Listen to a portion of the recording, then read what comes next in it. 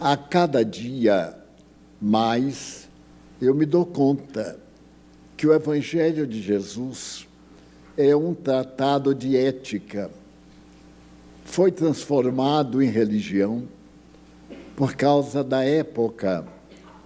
E Jesus transformado no Messias divino por causa da necessidade histórica do povo de Israel, que esperava, na tradição do tempo, um ser que lhes desse a hegemonia do mundo, oferecendo-lhes tudo aquilo que o ser humano pode ambicionar.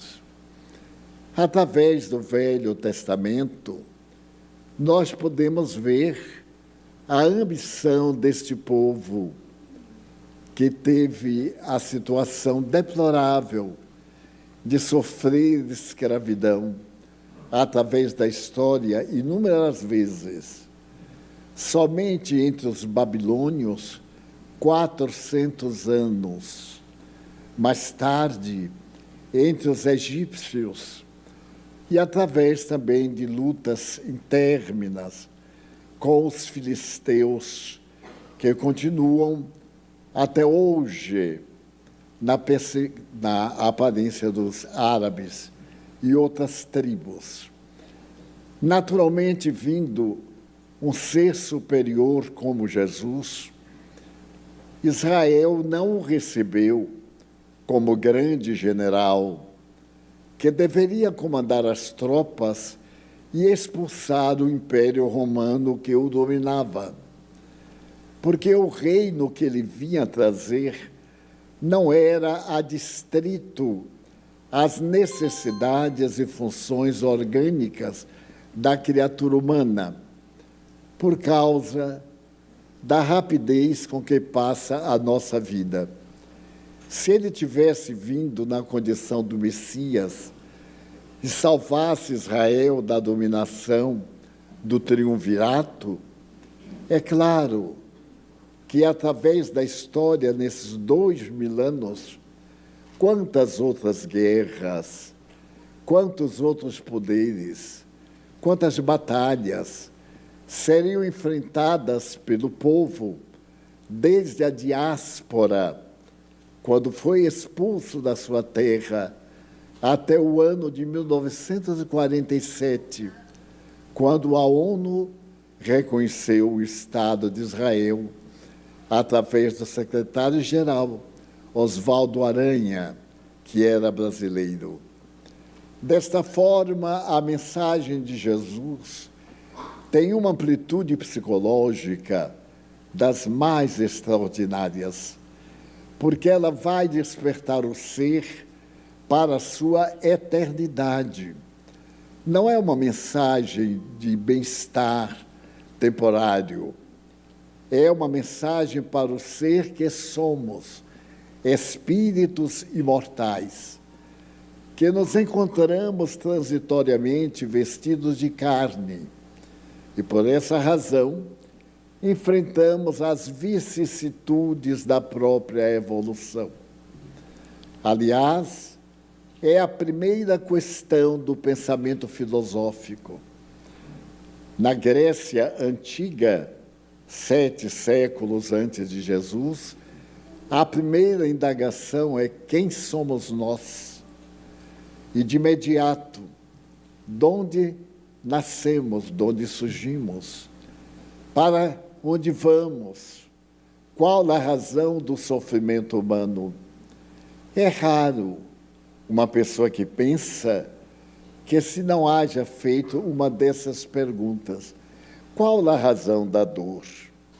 Por que pessoas há que nascem em berço dourado, tudo lhe é cômodo, facilidades, bem-estar social, saúde orgânica, felicidade terrestre, uma vida longa, e pessoas outras, totalmente o oposto, as dificuldades desde o berço, toda uma existência de problemas, e não raro, uma vida breve ou uma vida longa, cheia de angústias.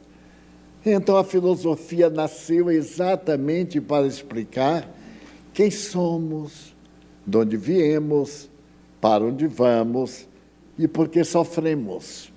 Logo no início, no Ocidente, foram os gregos, 700 anos antes de Cristo. As cidades gregas, que eram verdadeiros estados, apresentaram homens e mulheres notáveis para o pensamento que pudesse contribuir a benefício das massas.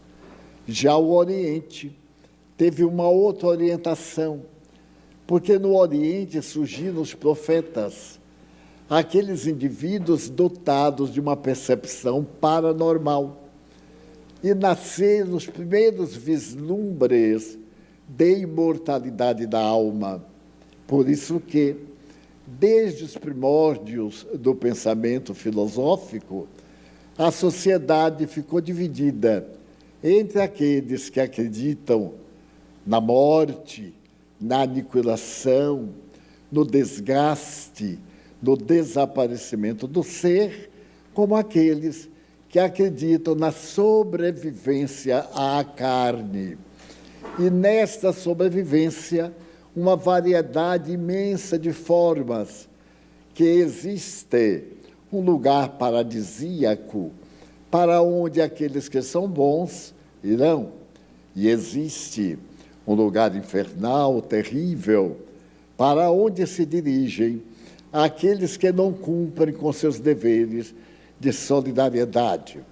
Daí surgiu a metáfora do bem e do mal. O próprio Allan Kardec, o codificador do Espiritismo, perguntou aos anjos guardiães o que é o bem, e a resposta: tudo aquilo que está conforme à lei de Deus, e o mal, tudo aquilo que se lhe opõe. Então nós temos os espiritualistas, os livres pensadores, os nihilistas e agora o ateísmo como religião oficial. Então, dentro desse báratro, a sociedade se tem movimentado desde os primórdios do aparecimento da criatura humana na Terra e do momento em que começa a pensar, porque os primeiros biótipos humanos eram mais animais de várias pernas, animais selvagens, ignorantes, do que bípedes pensantes. O nosso pensamento é jovem, as nossas emoções são jovens, nossos instintos são muito antigos. A maioria de nós vive graças a 3 instintos básicos. Daí dizer que a pessoa é da cintura para baixo ou é integral. Da cintura para baixo somos aqueles que comemos, dormimos e fazemos sexo. Todos. Sem exceção, todos seres viventes, inclusive as plantas, obedecem a esses 3 impulsos da natureza. E os outros são aqueles que, apesar dos 3 instintos, pensam, sentem, amam, odeiam, têm emoções. As emoções, no estudo da criatura humana, são relativamente modernas. Elas devem ter, no máximo, 300 anos. O instinto, muito mais, uns 2 bilhões de anos, em que o nosso instinto vem funcionando através dos diferentes reinos da natureza e das suas mudanças, desde as moneras, desde os seres unicelulares, até nós, os pluricelulares, aqueles que temos uma constituição e nos oferece o estado de civilização. Bípedes, pensantes, emotivos, que sabemos discernir entre o que é bom e o que é mal, embora nem sempre discernamos aquilo que realmente é bom daquilo que é mal. Esse introito para nos determos nas lições de Jesus. Ele foi o filósofo mais notável que a humanidade ofereceu. A sua doutrina filosófica é religiosa, porque ela nos apresenta uma causa, a causa fundamental da vida, que nós chamamos Deus, e que podemos chamar naturas naturans, como filósofo, causa primeira, natureza, como nos aprouver, nós sempre chamaremos da primeira causa. E quando o Espiritismo apareceu, Allan Kardec perguntou o que era Deus. E os Espíritos disseram, causa primeira de todas as coisas, inteligência suprema do universo.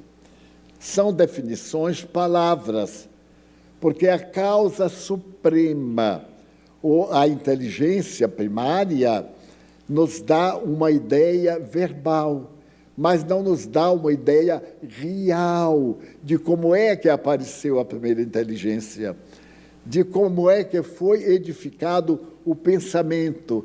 Por mais que nós pensemos neste estágio cultural, nós sempre vamos atrás da causa.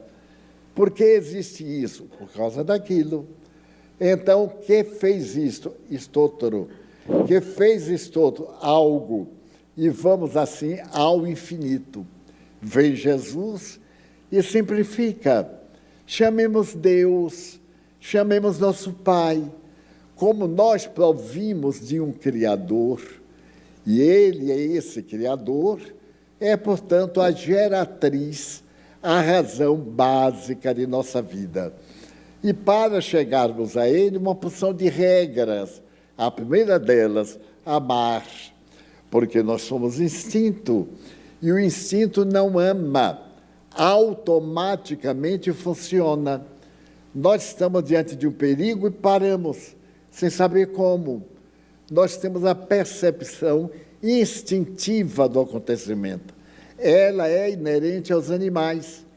O animal está em disparada, tem um abismo, ele sente para antes de cair no abismo. Assim também, nós, quanta coisa nós fazemos pelo simples instinto, deixamos de fazer. Depois do instinto, nós vamos pensar.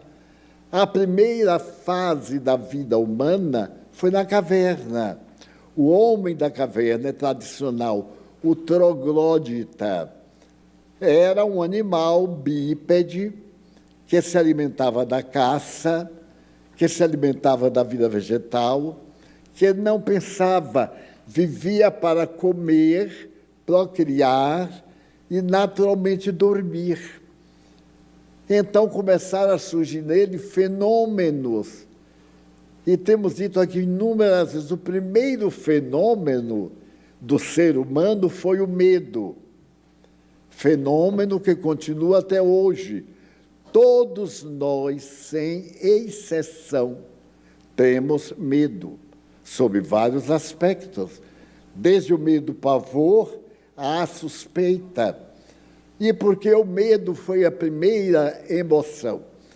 Porque na caverna eram os animais, comiam, lutavam entre si, saíam à caça, à pesca, ao trabalho agrícola, e não tinham maneira de se comunicar.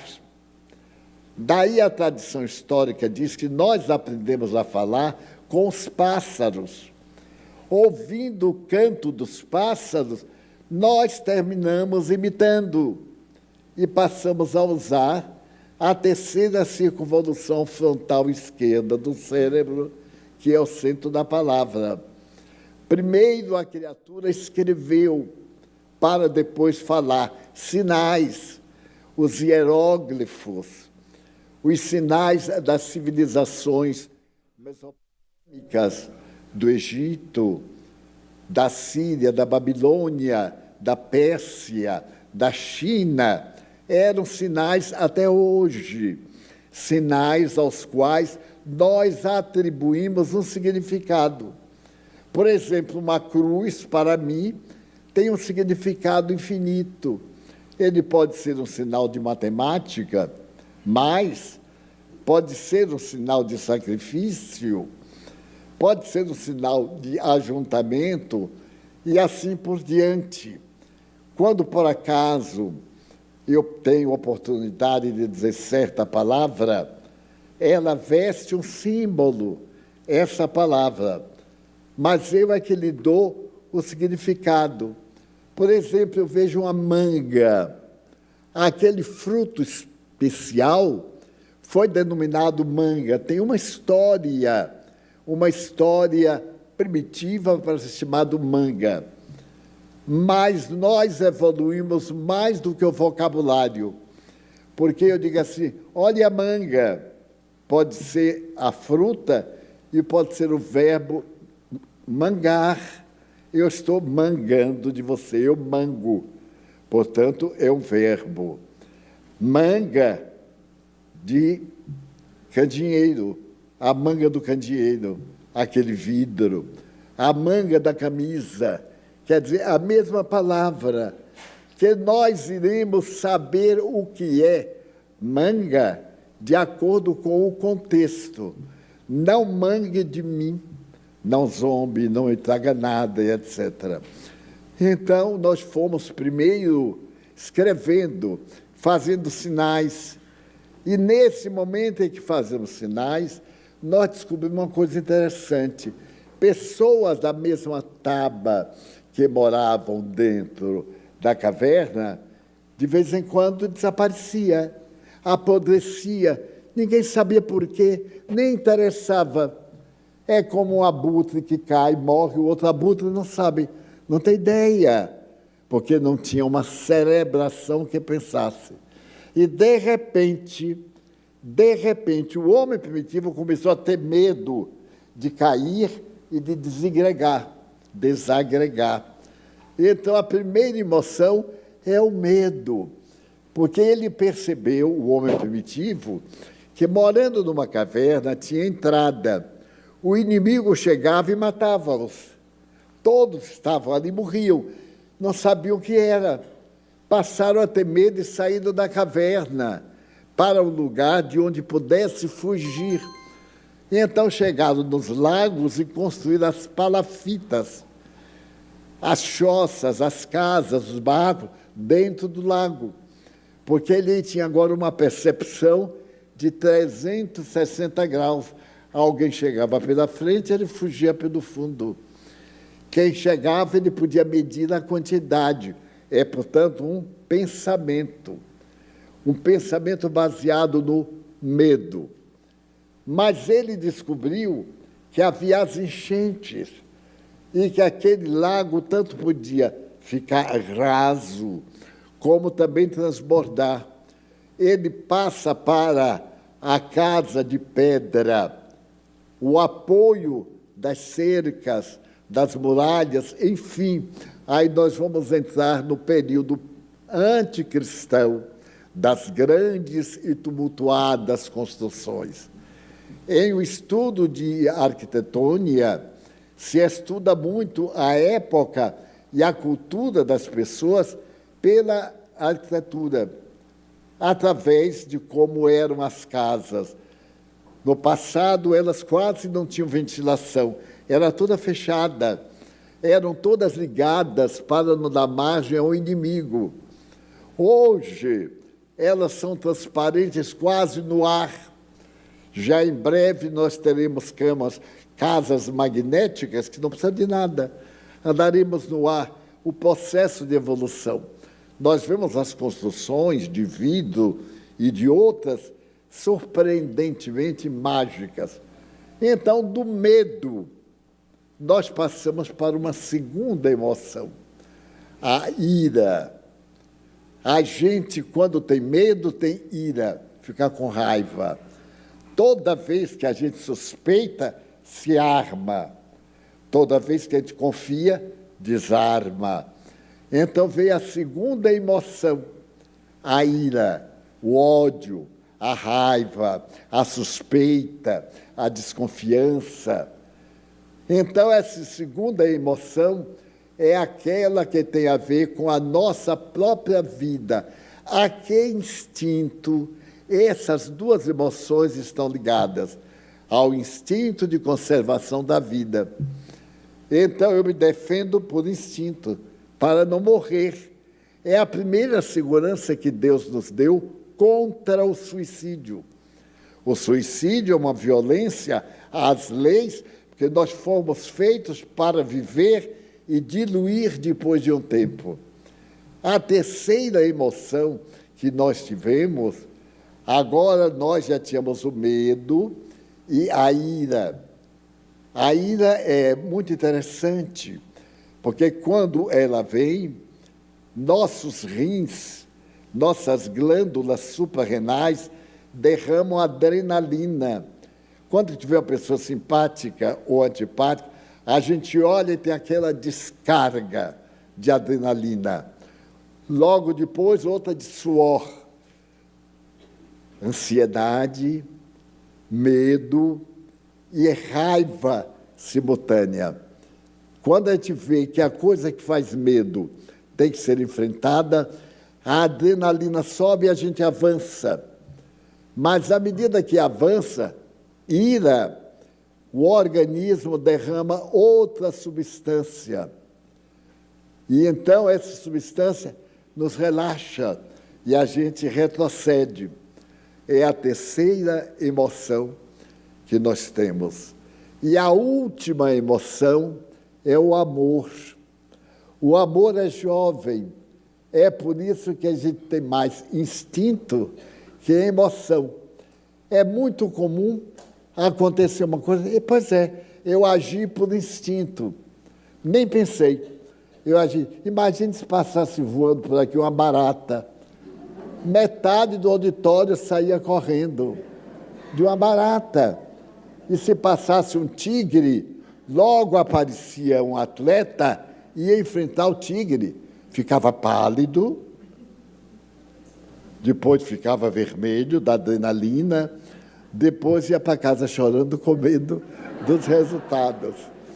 Então, a nossa vida é feita de instinto e emoções. Jesus veio nos ensinar a controlar os instintos e desenvolver as emoções. Então, a cada instinto, o oposto. A cada emoção, o oposto. Ódio, amor. Raiva, simpatia.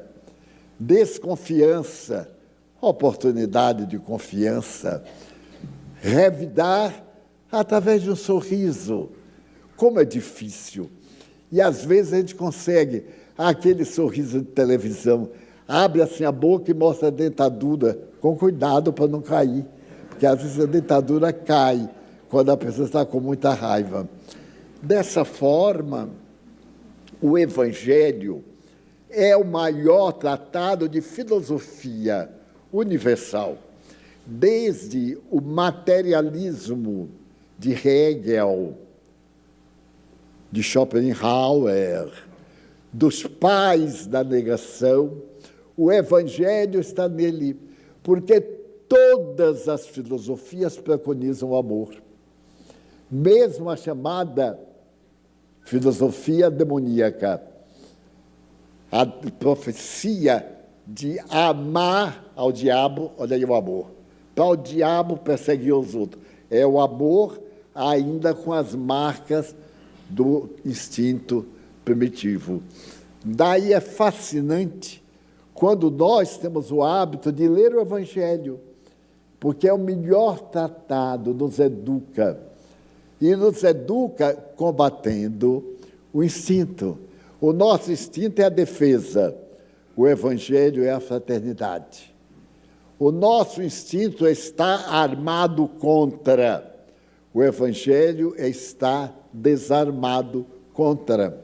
Se alguém vem armado contra mim, eu sinto. Qualquer um de nós sente, ele está armado. Aí a gente vai com certo jeito. E um dos sinais, também tem os sinais corporais, a técnica dos sinais corporais.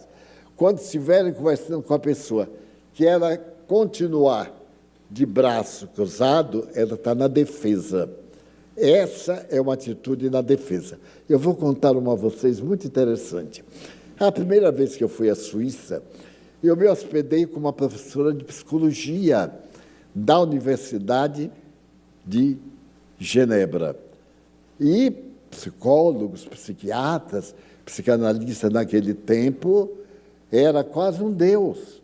E eu, ignorante, quando soube que eu ia ficar na casa de uma professora de psicologia, digo, ai meu Deus, como é que eu vou me portar para a pessoa ver que eu era educado? Porque a psicologia nos educa. Muito bem. E fazia tudo que a dona da casa fazia. Se ela ria, eu ria também. Se ela balançava a cabeça, eu balançava a cabeça. Por fim, ela me disse, amanhã vem aqui nos visitar a diretora-geral do Instituto de Psicanálise. Eu nem sabia direito o que era. Eu digo assim, psicanálise é coisa de psicologia. Então, Divaldo, ela é notável, ela olha e lhe define. Eu digo, Ave Maria, ela vai demorar um mês cuidando de mim. Pois bem, no dia seguinte, eu me preparei. Eu cruzava a perna, ficava feio, descruzava. Eu botava o braço, descia o braço. Balançava a cabeça. Meu Deus, é horrível. A gente está se preparando. Por fim, quando a senhora chegou, ela chegou, apertou a mão de minha amiga, pelo menos é educada, né? Enquanto aperta a mão, a gente faz lá. Ela apertou a mão, foi chegando em mim e fez assim, desarme-se. Eu disse, mas eu não estou armado, você está. Você está armado contra mim. Eu disse, mas como? Olhe, está fechado, está na defensiva. Era verdade. E eu tinha tanto medo da mulher que... Então, a primeira coisa que a gente faz é o movimento sensitivo. E à medida que a coisa vai, a gente solta a mão. Pois é, são os sinais corporais que a gente pode identificar também os estados da mão. Eu citei apenas um, que é muito vulgar. Mas, muito bem, não quer dizer que taxativamente cruza o braço que a pessoa está armada, não. É um estudo antropológico. Pois bem, e conversei com a senhora, e ela me perguntou assim, por que você estava armado, Divaldo? Eu disse, eu estava com medo da senhora pensar que eu sou psicopata. Porque todo psicólogo, psicanalista, psiquiatra, olha para a gente com um riso assim. Como que diz, estou te olhando, hein? E a gente fica fazendo tudo que não deve e sai tudo errado. Isso é que é pior. E quando termina, ele diz assim, é uma pessoa normal. Porque todo mundo é anormal. Esse é que é o problema. O que é uma pessoa normal? Não tem, não existe. Porque se ele é todo arrumadinho, ele tem conflito de perfeição. Se ele é todo desarrumadinho, ele é negligente. Aí nós entramos no campo das neuroses. Não passe uma mulher grávida embaixo de uma escada, porque o menino vai nascer doente. E então eu me lembro dos transtornos neuróticos, a neurose de geometria. Eu fui um neurótico de geometria incrível. Eu adorava arrumar tudo. O copo aqui, esse papel aqui, isso aqui, minha mesa arrumadinha. E todo mundo dizia assim, bem arrumado, né? Eu digo, neurótico. Se alguém chegava e empurrava, até com a barriga, eu ia também empurrando para botar no lugar. Não deixava. Neurose de geometria. Hoje eu sou neurótico de alegria. Deixa para lá. A vida conserta. E quantas coisas neuróticas. Há uma lenda na área do emprego que um homem recebia os clientes numa sala comum. E então, lá atrás dele havia um quadro na parede. E o quadro ficava torto. Chegava o cliente, sentava e ganhava o emprego ou não. Se o cliente levantasse e dissesse assim, dê licença, eu não posso ver um quadro torto, e consertava, era neurótico de geometria. Portanto, eu conheço várias pessoas, no meio da intimidade, eles me dizem assim, Divaldo, olha, o quadro está torto. Eu digo, é de propósito. Todo mundo vê o quadro torto, já não está, não. Pode ser assim de quase milímetro. E o quadro certinho, a pessoa chega a dizer assim, mas tão bonitinho, tudo no lugar, tudo arrumadinho, foi com fita métrica? Ainda tem esse detalhe, fita métrica. Então, esse é o quadro da criatura humana. É Jesus nos ensinando a ser feliz. Não faça outro o que você não gosta que outro lhe faça. Pode haver uma filosofia mais lógica? Dê. É muito melhor dar do que tomar, do que pedir, do que receber. Seja você quem ama. Já olharam a cara de uma pessoa que ama e a cara de uma pessoa que suspeita de todo mundo? Até fisiologicamente. Quem ama está sempre com um sorrisozinho e não envelhece. Essa é a melhor posição para a pele, é sorrir. Porque quem sorri movimenta dois músculos, o risóris e o outro. E quem enfesa contrai 12. Por isso, todo cara enfesado é velhote. Tem assim a cara... Nossa, que cara antipático. Está todo contraído, está envelhecendo. Mas se ele está rindo, ele diz assim, que graça, não é? Ele está sempre alegre, porque o rosto fica liso, sem pé de galinha, sem pé de pato, sem pé de peru, sem nada. Então, são questões do processo evolutivo, herança das fases que nós já passamos. Quem vê uma criança, um feto, vê a nossa evolução toda no feto, desde a concepção, o óvulo transformado em ovo, até o indivíduo. Ele passa por essa posição, por aquela outra, por aquela. Toda a evolução animal, até chegar ao estado de criatura humana. Então, Jesus vem e nos adverte.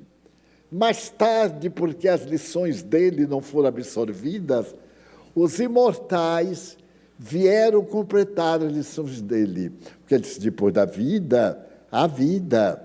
A morte é apenas um fenômeno biológico. A vida continua. Se você proceder bem, você vai ser muito feliz.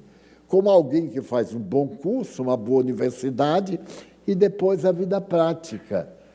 E entre esses variados códigos, o amor tem preferência. E logo a seguir, o perdão. Porque para amar necessita ter muito sentimento de perdão. Não ter senso crítico avançado. Não ficar olhando as imperfeições, as coisinhas miúdas. Olha, arrastou o pé quando passou, viu? Aquilo foi para mim, foi indireta. Quando eu cheguei, balançou a cabeça. Pensa que eu não vi? Eu vi. Balançou o olho. Precisava ser todo mundo vesgo para não balançar o olho. Então, Jesus nos deu o Espiritismo. Os imortais vêm e nos dão lições preciosas. Porque nós, depois da morte, continuamos como sendo. Uma pessoa diz assim, meu pai morreu ontem, como é que ele está? Perturbado. Ah, mas ele era um homem bom. Mas continua um homem bom perturbado. Não é o fato de eu ser bom que eu não me assuste, que eu não me perturbe com aquilo que eu ignoro. Mas sendo ele um homem bom, logo vem espíritos bons que protegem. Se não era bom, vem espíritos semelhantes que acompanham. Se tinha vícios, os vícios rondam-no. Se tinha virtudes, as virtudes aparecem imediatamente. E se tinha um sentimento de amor, muito bem. Durante anos, eu conheci uma pessoa que era perseguida por um espírito mau. Era uma jovem, ela não podia ter namorado, porque terminava sempre brigando com o namorado. Sensível, ele então instigava, chegava ao noivado, brigava, tinha dores de cabeça insuportáveis, e ele se incorporava nela e dizia que ela havia de pagar a traição que cometera contra ele na vida anterior. E eu tentei dialogar com esse espírito várias vezes. Tentei, ele me ouviu e dizia no fim assim, mas eu não perdoo. O mal que ela me fez, eu não perdoo. Um dia, eu tive uma ideia. Enquanto estava conversando com ele, eu disse assim, meu irmão, você diz que odeia. E como é que vai sua mãezinha que já desencarnou? Você gostaria que ela o odiasse? Ele então me respondeu, este é um nome sagrado. Minha mãe é um nome sagrado. Não chame agora. Eu digo, pois é. Quão triste ela ficaria de ver você fazer infeliz a esta criatura. Ela que lhe ama tanto. Você tem visto sua mãe? Não. Por quê? Ela está numa fase superior, você está numa fase inferior. E fomos conversando. De repente, a mãe desencarnada apareceu a ele. E ele, que estava incorporado na médium, deu um grito. Mamãe! Os olhos bordaram de lágrimas. O gesto, o rosto. Mamãe! Ela se aproximou e, com a doçura de uma mãe, abraçou-o e disse, meu filho, eu venho buscá-lo. Mas é preciso que você mude de mente para ficar ao meu lado. Porque são planos de evolução. Ele mudou na hora. Perdoe-me, mamãe. E a senhora, que já era agora uma mulher de uns 60 anos, ficou tranquila. E sabem da maior? Casou. Foi o que mais me surpreendeu. Então, quem tiver aqui 60 anos e ainda não casou, apelem para a mãe do obsessor, que ela virá para ajudar. Daí o perdão é fundamental às nossas vidas. E todos nós temos queixas, reclamações, traições, pessoas que nos enganaram, mágoas, ressentimento. Eu tenho um amigo que diz, Divaldo, eu perdoo, mas Deus vai se vingar por mim. Eu acho de uma covardia. Ele sai agora, bota Deus contra. É de uma coragem extraordinária. Mas esse preâmbulo muito longo para falar do perdão. Hoje, para nós, é a noite do perdão. Porque nós estamos vivendo dias muito difíceis, dias de mágoas, dias de ressentimento, dias de pessoas nevropatas, pessoas que estão reagindo, que nos tratam mal, que têm expressões desagradáveis, que nós tratamos bem e não corresponde. Então, eu me vou permitir contar apenas 2 fatos. Durante a Segunda Guerra Mundial, a maior tragédia foi o Holocausto Judeu. 6 milhões de pessoas foram assassinadas só porque eram judeus, sem culpa nenhuma. A pessoa ia andando, podiam dar um tiro e matar, porque era matar uma mosca. Não tinha valor nenhum. Então, a que ponto chegou a nossa cultura?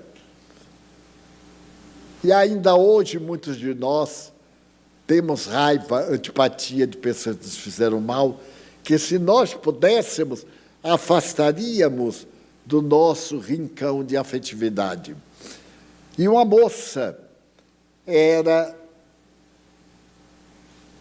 estrangeira e morava na Turquia. A Turquia é uma amálgama de raças por causa do Império Otomano, de alguns séculos que a Turquia dominou praticamente a Europa e a Ásia. E a Armênia, um país, conseguiu uma área na Turquia onde seu povo vive, mas vive sob pressão dos turcos. No ano de 1915, os turcos fizeram uma guerra contra os armenos, tanto uma guerra civil, porque foi uma guerra dentro de casa. Eram 3 milhões de armenos. Os turcos mataram, de 1915 ao fim de 1916, 1.500.000 pessoas, pelo crime de ser armeno, de pertencer a outra raça, sem nenhum outro motivo, porque queriam suas terras de volta.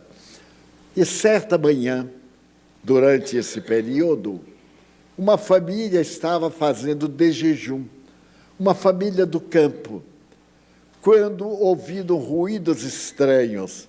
A porta do andar térreo foi arrombada e subiu uma pequena tropa, um homem baixo com um quepe cobrindo quase os olhos e alguns soldados. À mesa estavam o pai, a mãe e 2 filhas. Aquele estranho turco sacou do revólver e matou o pai. Automaticamente matou a senhora. Pegou a menina de 12 anos e jogou para os soldados, que a mataram quase ali na hora, estupraram, escarneceram. E ele pegou a outra de 15 anos pelos cabelos para fazer dela escrava sexual. E levou-a para um lupanar, uma casa que ele havia conquistado. Então as mulheres eram todas transformadas em objetos carnais. E essa moça conseguiu sobreviver. Ela ficou 1 ano ali naquele bordel terrível. Mas um guarda terminou simpatizando com ela, porque viu que não era depravada, era uma vítima, e permitiu que ela fugisse.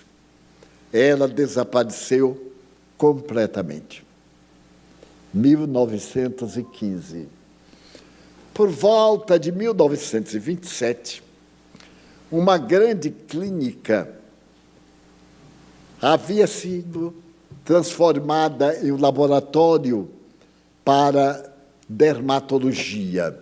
Era uma clínica estrangeira com experiências dermatológicas, traumatológicas, e com uma equipe médica das mais importantes em Istambul. Certo dia, para uma ambulância à porta da clínica e trazem um paciente com uma doença não diagnosticada. Ele tinha pústulas no rosto que largavam a pele e a carne saía dos ossos. Era um cadáver ambulante, todo aberto numa chaga, como se fosse uma peste. Ele estava morrendo. E quando trouxeram na maca, o diretor da clínica disse: não podemos internar, ele está morrendo. Até à tarde ele vai morrer. Então disseram: mas então que morra aqui na clínica. Ele disse: mas não temos onde colocar. O odor da carne humana pútrida é insuportável. Mas o diretor olhou para aquele homem, aquelas chagas, aquelas garras, pareciam mãos de aço que lhe feriam. E lembrou-se que na clínica tinha uma ala que estava desabitada. Ele disse: pois não, coloque na área tal. Mas os médicos recusaram-se. Não vou tomar conta desse cadáver. Por fim, ele lembrou-se que havia na clínica uma enfermeira de mãos angélicas. Era capaz de cuidar dos piores casos. Chamou-a e perguntou se ela teria coragem de acompanhar aquele homem para ele não morrer sozinho? Ela disse que sim. Então ela foi ver e tomou as providências, alguma gaze, alguma pomada, algo para os momentos. E o homem não morreu naquela tarde. Uma semana depois, o homem estava melhorando. 2 meses depois, ele teve alta. Ficaram as marcas da degeneração da carne. E chegou o momento dele sair. Ele, que era uma grande autoridade turca, assessorado por uma equipe muito própria, foi agradecer ao dirigente da clínica. Acercou-se e agradeceu ao médico aquele verdadeiro milagre. Tirou o cap, olhou no espelho, era um rosto deformado, mas ele estava vivo. Então, o médico, muito feliz, excelência, não me agradeça. Agradeça aquela enfermeira. Ela tem as mãos angélicas. O que ela toca. Ela se instalou no quarto para tomar conta do senhor, como se fosse sua filha. Ele disse, de fato, ela esteve o tempo todo, mas ela é muda. Como muda? Ela não falava nada. Em momento nenhum, ela falou uma palavra. Estranho. Mas então agradeça. Ele foi à moça que estava trabalhando e disse, vou propor às autoridades uma promoção para você. E lhe dá uma condecoração especial. E ela ficou olhando para ele. Ele então perguntou, afinal, por que você não fala? Ela respondeu, porque tenho muita dificuldade em falar o turco. Ele disse, não é turca? Não, senhor. E que idioma fala? Ela disse, o armeno. Você é armena? Sou. Oh, mas é um grande prazer. Eu conheço o seu povo. Durante a guerra, eu estava no campo de batalha e fui até viver numa aldeia.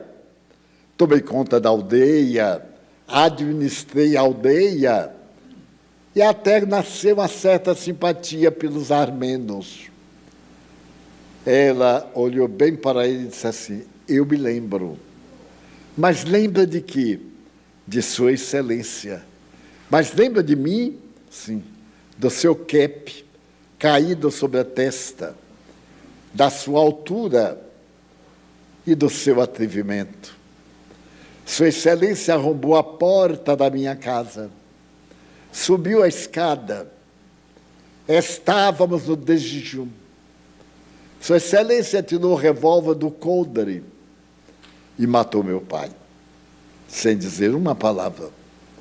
Minha mãe, assustada, também foi assassinada. Sua Excelência ria, pegou minha irmãzinha que enlouqueceu e que foi morta pelos selvagens e me pegou também. Me arrastou escada baixa pelos cabelos e fez de mim um objeto sexual. Eu o odiei. Como não há força no mundo, o ódio. Quando eu consegui fugir, eu disse, eu vou sair pelo mundo caçando este miserável. E quando eu o encontrar, eu o matarei lentamente. Preparei-me, fiz curso, treinei e vim morar em Istambul. Fiz enfermagem. E hoje eu me despeço do homem que destruiu a minha família e que destruiu a mim. Ele ficou lívido e disse, quando você me viu, você me conheceu? Conheci. Porque a vítima sempre conhece o algoz, mas o algoz nem sempre. E por que você não me matou? Ela disse, é estranho. Enquanto eu estudava, eu me tornei cristã. Eu era muçulmana. E tomei conhecimento com um homem que foi assassinado numa cruz, que foi apunhalado com uma lança antes de morrer, e que conseguiu perdoar os assassinos. Então eu me tornei cristã. E quero agora dizer que perdoo Sua Excelência por tudo o que fez. Eu perdoo Sua Excelência. Receba meu perdão e vá em paz. Essa história real está numa das obras publicadas nos Estados Unidos, hoje em português, Perdão Global. A dificuldade que nós temos de perdoar. Essa enfermeira logrou o perdão na mais alta elevação que se pode imaginar. Então, quando ele termina a narrativa, ele pergunta: você perdoaria aquele homem? E eu fui pensar se eu perdoaria.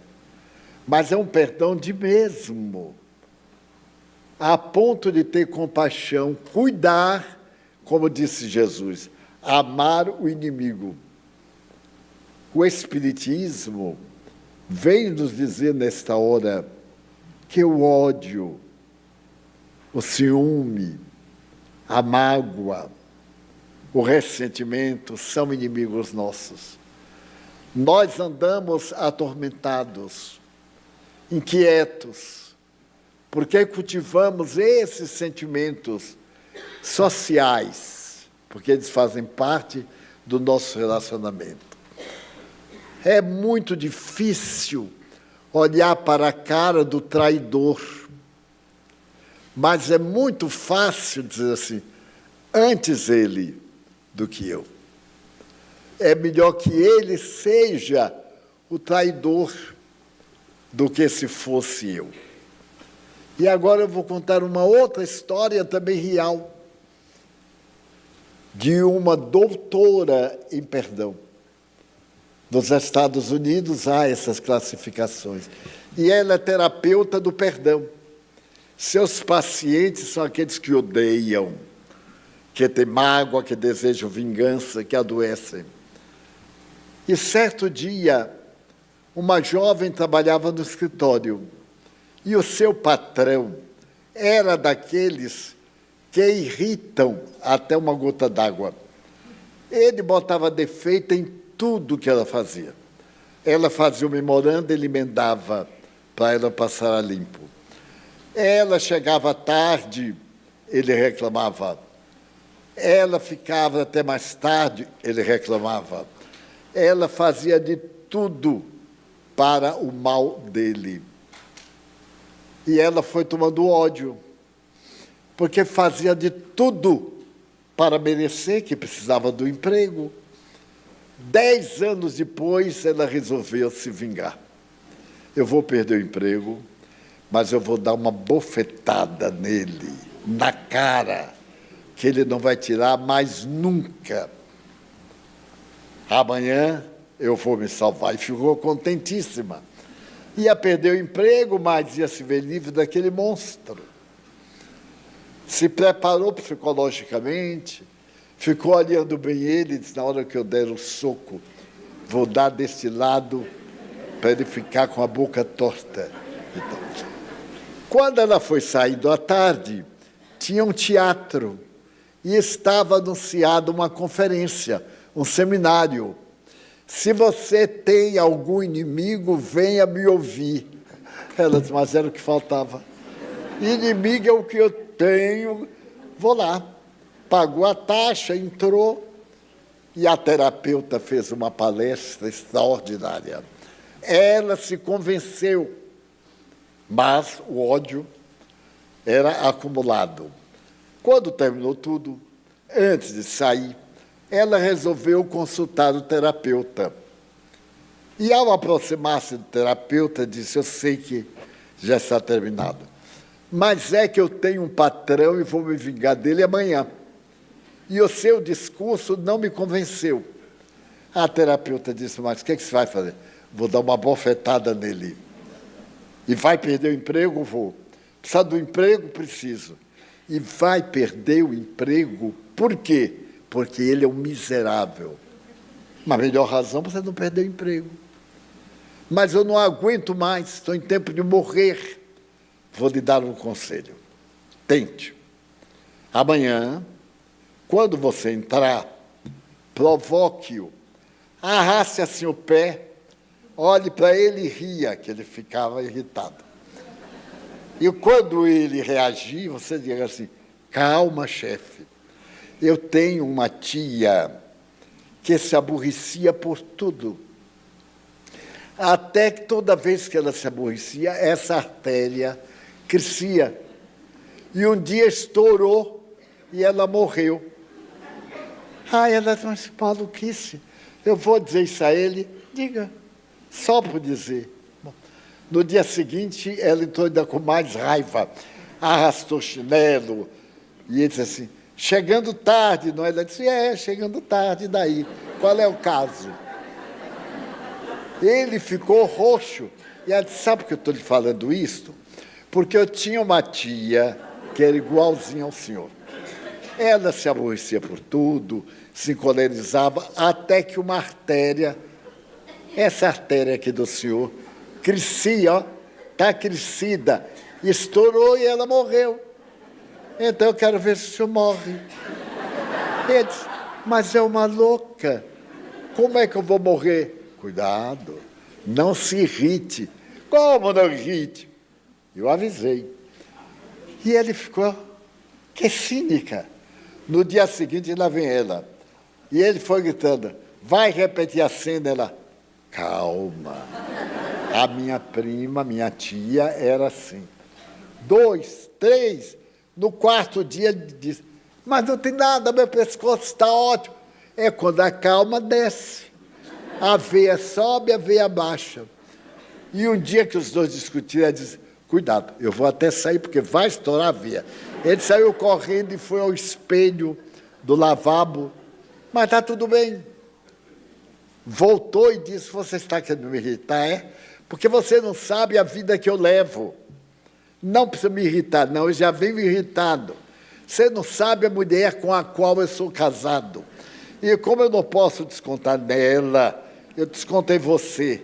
A moça disse, não é? Mas eu quero ver, a artéria estourar.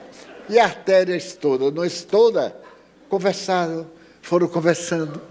Ele convidou-a para tomar um lanche, que ele pagou. Terminou se confessando. É porque nós, os homens, não temos com quem falar. As mulheres conversam, mas a minha mulher não é assim que trata, tal. Ficar amigos íntimos por causa da artéria. Então, se tem alguém aqui que se contraria com facilidade, a gente chega e diz assim, olhe,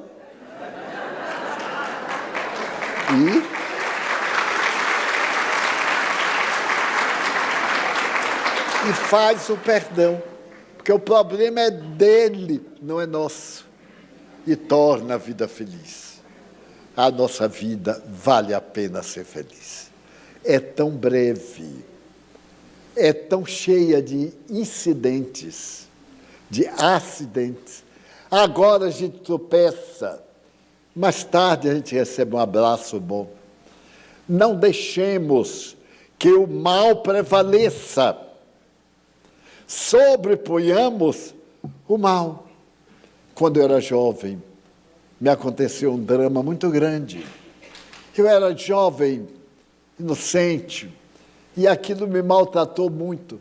Foi a melhor coisa que Deus me deu, porque me deu 96 anos, e eu tinha 19.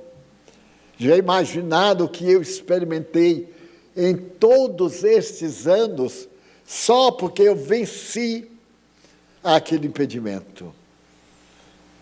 Certo dia, no Rio de Janeiro, eu encontrei um ladrão. Eu também já encontrei ladrão, graças a Deus. E ele me deu uma bofetada, porque ele perguntou, qual é o dinheiro que tem aí? Eu disse, eu não sabia que ia ser roubado, eu não trouxe nada. Ele então me deu um soco. E eu disse a ele, calmamente, como estou aqui, você não sabe o bem que você me faz. Porque viver num mundo que tem canalhas como você é uma desonra. Eu sei que você está armado e vai me ameaçar, mas eu não tenho nenhum medo de você. Meu filho, a vida é tão cheia de surpresas. Ele aí parou. Eu vi a mãe dele desencarnada. Ela conversou comigo.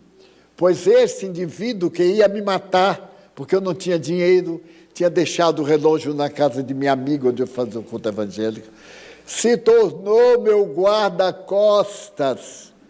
É uma pena que já morreu, porque ele era forte. E eu ia fazer palestra em Belfort Roxo, na Baixada Fluminense, Duque de Caxias, lugares assim um pouquinho animados. E quando terminava, fazia uma fila, e o carioca chega, beija, abraça, não sei o quê. E aí chegava um outro, me dava um abraço, e ele era forte, um mulato forte, carregador do cais, veja com que eu fui me meter. Então ele olhava de lá e dizia assim, tio, deixa o maneiro, porque ele achava que a pessoa ia me assaltar. E eu dizia assim, maneira. Ele dizia assim, cuidado, manda afastar um pouco, está muito junto. Aí a pessoa terminava perguntando o que é. Eu digo assim, é meu assaltante. Ele é o meu defensor. Pois bem, este homem foi de uma utilidade para mim no Rio de Janeiro, porque terminamos conversando, eu levei ao meu apartamento, dei jantar a ele, comi também, porque quando a gente tem medo, dá uma fome.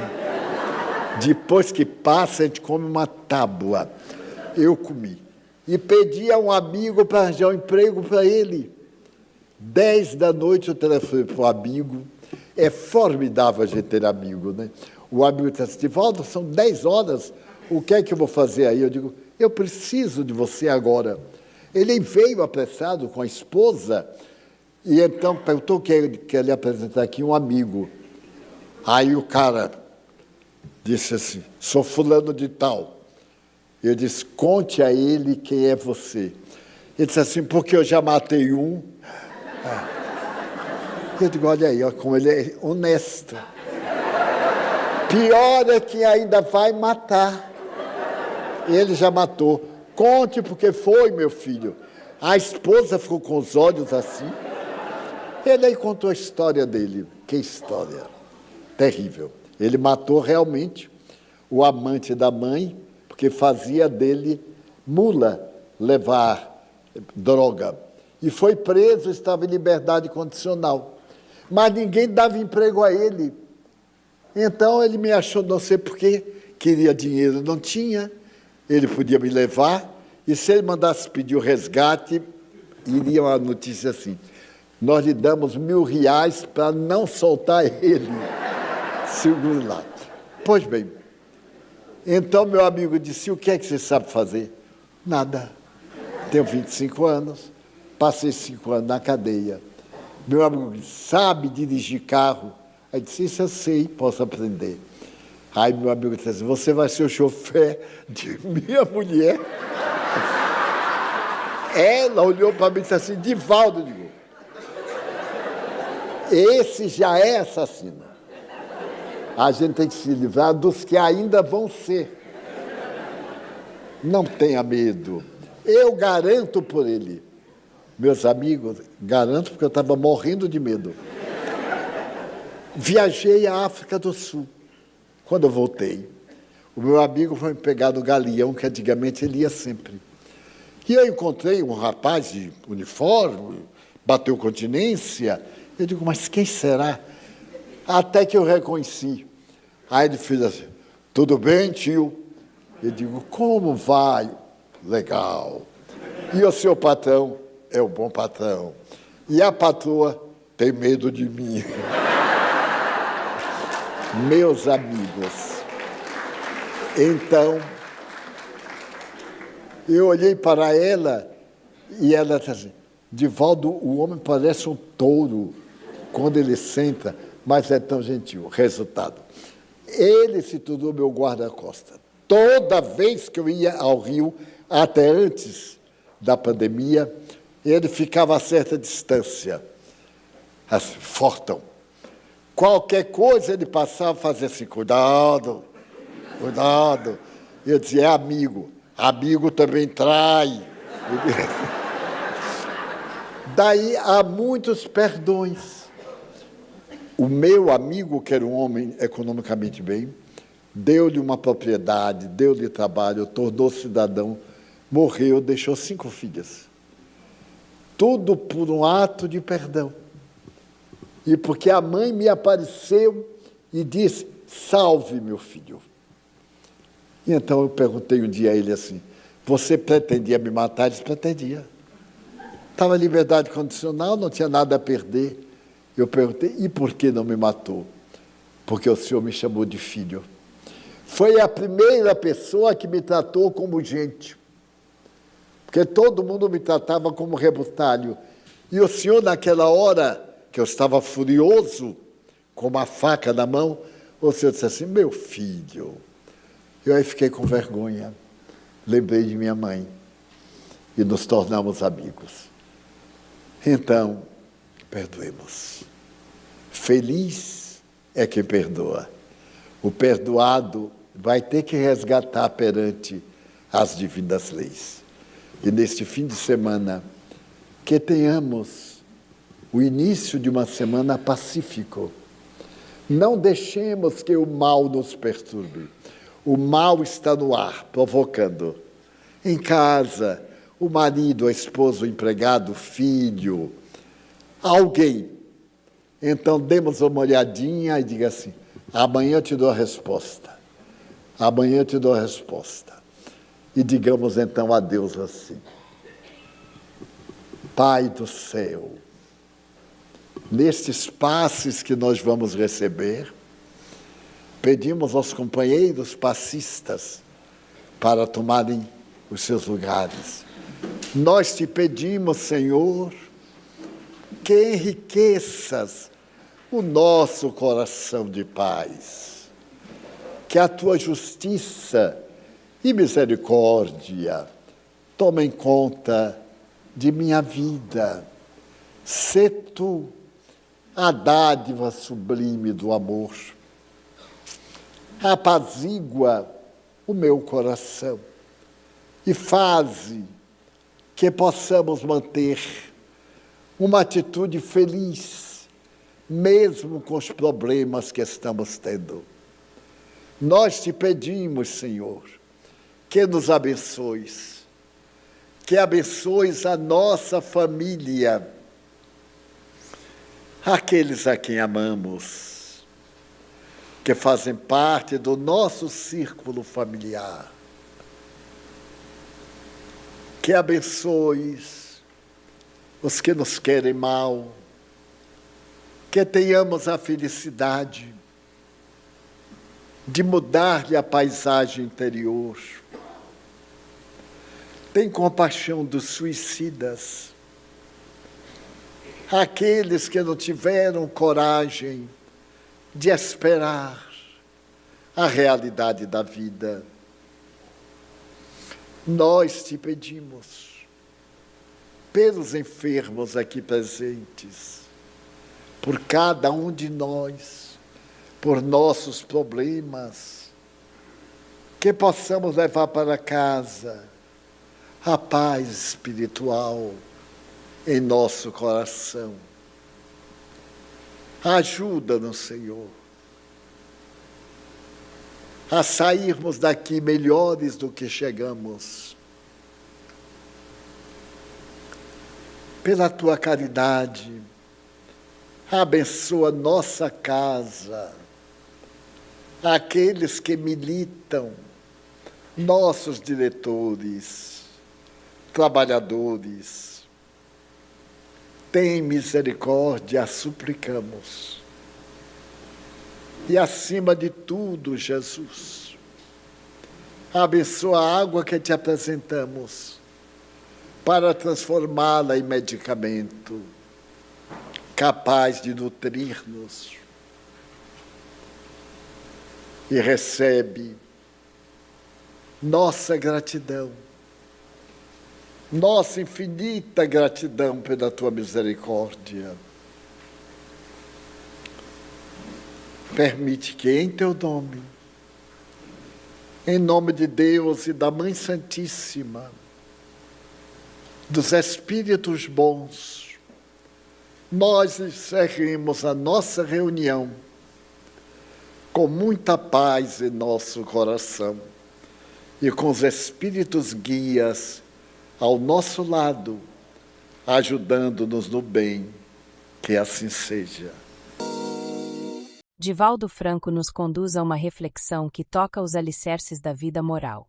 Entrelaçam-se questões fundamentais: a noção do bem e do mal, o domínio dos instintos, o cultivo das emoções elevadas, o perdão e a culminância sublime do amor aos inimigos. Essa travessia é o próprio itinerário do espírito em busca da plenitude, e a doutrina espírita nos oferece a clareza necessária para compreender o caminho e nele perseverar. A codificação esclarece que o bem consiste em tudo o que está conforme à lei de Deus, enquanto o mal é o desvio dessa ordem, a escolha que rompe a harmonia estabelecida pelo Criador.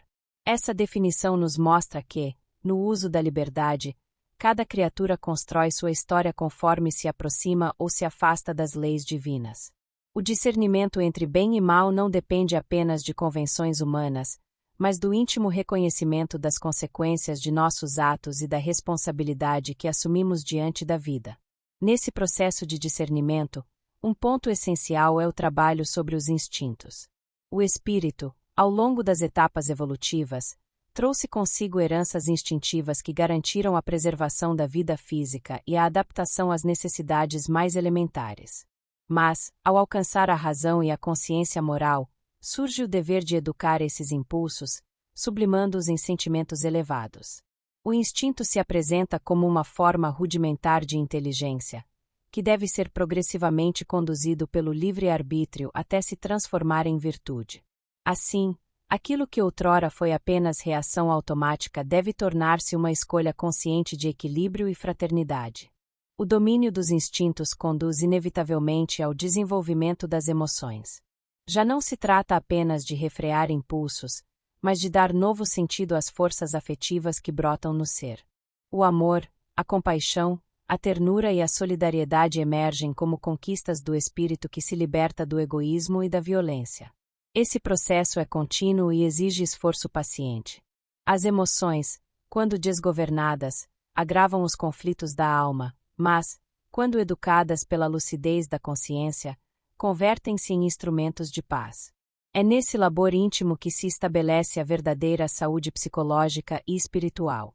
O passo seguinte dessa jornada encontra no perdão sua expressão mais necessária. O perdão não é complacência diante da injustiça, mas libertação da alma do peso corrosivo do ressentimento. Guardar mágoa é aprisionar-se ao ofensor, perpetuando vínculos de dor e desequilíbrio. Perdoar é romper o ciclo da vingança, reconhecendo que cada ser humano se debate ainda nas próprias imperfeições. A doutrina apresenta o perdão como lei de amor em ação, capaz de desfazer as cadeias do ódio e abrir espaço para a reparação e a reconciliação. Quando se aprende a perdoar, o coração se torna campo fértil para novas experiências de fraternidade. Do perdão e da humildade brota naturalmente a possibilidade de atender ao convite de Jesus, amar os inimigos. É um dos pontos mais elevados do Evangelho e, ao mesmo tempo, uma das aquisições mais difíceis de conquistar. Amar o inimigo não significa nutrir simpatia forçada ou ignorar a gravidade do mal, mas reconhecer naquele que nos fere um irmão em processo de aprendizado, sujeito às mesmas leis de progresso que nos regem. O amor aos inimigos é o ápice da superação do egoísmo, porque exige uma generosidade capaz de ver além da ofensa imediata e compreender o processo evolutivo do outro. Orar por quem nos prejudica e desejar-lhe o bem constitui a forma mais autêntica de participação na obra regeneradora de Deus. Compreender essa dinâmica é fortalecer-se para os desafios da existência. Não há vida sem provas, nem coração que não conheça o sabor das ofensas e da dor. Mas há, em cada criatura, a força íntima de escolher o bem, educar-se no amor e ascender ao patamar da verdadeira fraternidade. Assim, ao encerrarmos esta reflexão, permanece a certeza de que o caminho proposto por Jesus não é inatingível, mas um convite diário à renovação gradual. A cada esforço de autodomínio, a cada gesto de indulgência, a cada perdão ofertado e a cada passo em direção ao amor universal, aproxima-se a vitória da vida sobre as sombras. É nesse silêncio fecundo da consciência pacificada que o espírito descobre a alegria de viver em sintonia com Deus e com todos os seres.